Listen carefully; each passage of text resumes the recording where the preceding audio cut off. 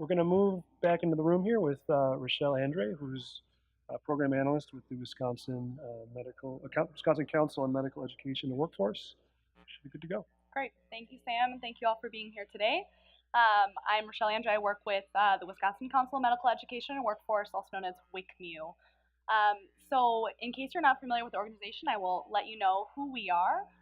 So WCMU is an organization that's a nonprofit and a collaboration that seeks to bring stakeholders who are interested in healthcare workforce together from all across the state in different, what might be silos traditionally. So we've got employers, the state of Wisconsin, and many of the folks who are here on the panel with us today are also involved with WCMU. And we are a convening organization, as well as we do data analysis and develop recommendations as well. So our group meets 4 times a year. We discuss policy. We also have a lot of work groups that do engaging work on healthcare workforce policy in between. You might be familiar with WCMU. One of the big initiatives was pushing forward graduate medical education, or GME, reform a few years ago and bringing in some more state dollars for funding of GME in Wisconsin. So in addition, just so you have a sense of what our scope is with WCMU, we generally do focus a little bit more on the primary care workforce and on clinicians that have a long run pipeline. So we're specifically primarily interested in physicians, as well as pharmacy and advanced practice clinicians, including physician assistants and nurse practitioners. So the reason we focus on those areas is just to give ourselves a bit of a guardrail. We do work closely with other organizations, for example, Leading Edge Wisconsin, which is interested in long-term care. As we know, healthcare workforce decisions are never made in a vacuum. So when you tweak one piece of the healthcare workforce, you're definitely going to see ripple effects in all other areas. So we're aware of that and want to acknowledge that as well. So I think it's helpful to frame workforce both in Wisconsin and kind of nationally, at least for my own self, in terms of a few different levers. So otherwise, there's a lot of hodgepodge of policies and initiatives, I think. So the 2 different areas that I see most important as levers are, number one, increasing the utility of the current workforce. So sometimes I feel, at least that this area doesn't get a whole lot of attention and may be overlooked. So that may look like using collaborative care models, a lot of what Dr. Pittman was referring to in terms of changing the mix of teams and using team-based care, as well as utilization of telehealth and electronic medical records, and then shifting workloads around. So for example, having scribes in the workforce that can do more of the computing pieces. And then what we hear a lot about as well is increasing the total number of clinicians, so that's adding to the workforce pipeline. I'll also make a note about provider retention. That's also a part of continuing to have people in the workforce who are there, so we don't need to retrain them. And then avoiding churn, where clinicians are seeking new jobs and losing some of their practice time in that process as well. So what WCMU does a lot of in terms of data analysis is tracking, monitoring different trends in the workforce. So I'll just go over a little bit of supply and demand projections, and also I know some of my colleagues here today will talk about the current state of access and supply in Wisconsin as well. But some of the supply factors that we look at are pipeline limitations. So that what we hear from our stakeholders is that there are a lot of limitations to faculty for training up new clinicians. Also, you'll hear more about the caps on graduate medical education, or GME, residency slots, so that limits the total federal funding from Medicare for physicians in Wisconsin. That's now supplemented by state dollars as well. We also hear from our stakeholders a lot of concerns about suboptimal clinical site coordination. So there's a lot of time and energy spent in trying to find the hundreds of sites around Wisconsin that our nurses and physicians are going to be learning and practicing at, and that's a big energy suck for a lot of our educational institutions, as well as our hospitals and health systems, to plan all that stuff. So that's all kind of in the pipeline category. In terms of clinician demographics and changes in lifestyle preference, I'll point to this graph which shows the percentage of distribution for physicians by age and gender. So you can see that our older physicians are pretty much male, surprise. And then some of our younger physicians, we also have women coming into the workforce. So in addition to changing demographics of the workforce itself, there are also some changes in the preferences of clinicians.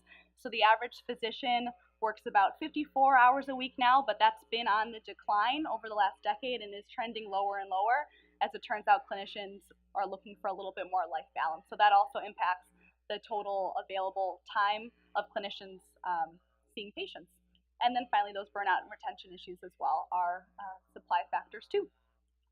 And then in terms of workforce demand, we hear a lot about Wisconsin's aging population, and that is, in my opinion and many others, that's the primary driver for demand today. We know that older populations both demand more care, 2 to 4 times as much care as your average adult, as well as need more specialty care.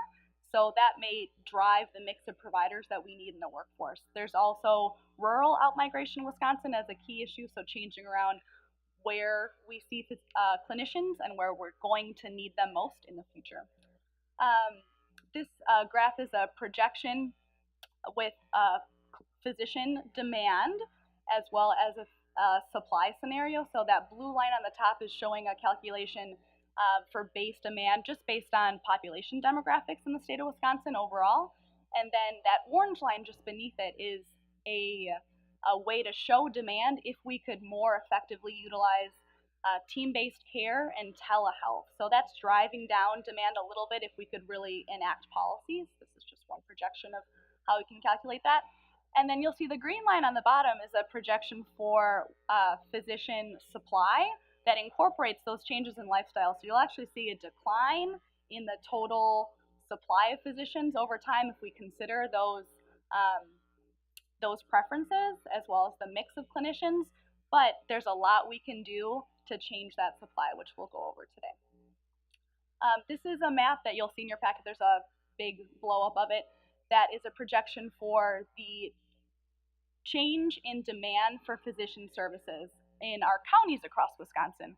A lot of the projections that we see now are for Wisconsin as a whole, and while that is very helpful, it does not really allow us to talk about variation in different places in Wisconsin. So, of course, we know that counties are pretty arbitrary political lines. It doesn't tell us a whole much about who's getting care and where, but it does start the discussion about how does care vary across Wisconsin, and there might be different policy levers that we need in different areas to address some of those needs.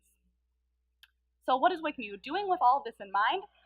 Mostly we are bringing people together who traditionally are in silos or may work as competitors to address some of these issues together. So a few of the issues that we try to look at are interprofessional education. That's something we're looking at now because really the changes we make for today's students who are going to become physicians or PAs, the changes we make to their curriculum aren't really going to have an effect on patients until 10 years down the road when they get through the pipeline and are practicing later on. So that's one of the reasons that we really are interested in looking at interprofessional education. So why would we educate students in silos and then expect them to work as teams in primary care and other areas? We're also really interested in looking at what policies and practices inhibit clinicians' ability to practice at the full extent of their training, competencies, etc. within their employer setting. So there are all different kinds of policies, cultural norms, etc. that influence how different clinicians practice in their different areas of practice. And then what we hear a lot from our stakeholders is that there's really a desire to learn and learn from others and see best practices. So what are healthcare institutions learning that really works, and how can that be applied in broader settings? And then how can some of these competitors see themselves as collaborators instead? So one great example of that is we're working with a consortia in northern Wisconsin that is looking to bring together hospitals to actually pool resources so they can set up new physician residency programs together. None of these hospitals or health systems alone has the resources to staff up and do all the infrastructure and training that's required for accreditation of these programs, but together, if they could do recruitment and pooling of resources, that could be a huge asset to a lot of these institutions and to patients down the road. So a few of the policy considerations that I had asked we consider, again, thinking about both increasing the utility of the current workforce as well as adding to the pipeline, would include really understanding what team-based care looks like in Wisconsin.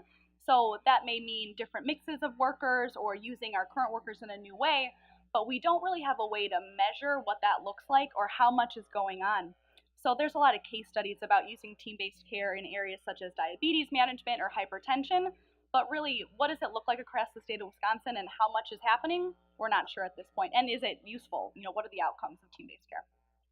So another question, or just a consideration, is continuing to fund the programs that are working, such as the GME grants that we'll hear about more today. RIPRAP is a program that provides technical assistance for GME programs across Wisconsin. There are other grants that do similar activities, but these programs also need to be flexible and respond to the needs of both the hospitals and health systems, as well as just changing care delivery reform. So could these programs pay for housing or other areas of the healthcare workforce that are really, really needed? So being nimble in that regard. Additionally, really thinking about how healthcare workforce strategy and decision making happens day to day could give us some clues about how these decisions are made and how priorities are established. And then sharing best practices, as we know, is really important, and so that folks can learn from each other along the way. Finally, incentivizing appropriate regional and specialty distribution. Appropriate is a bit of a cop-out. That's the whole question, is how do we define appropriate? If we train too many people, that's not an efficient use of resources. If we train too few, that's a problem as well. So that is what WICMU is all about, what we're working on. We're doing a lot of data and research, and we would always welcome your questions along the way. Here's how you can contact me. Thank you. Thanks very much, Richelle. I appreciate the talk.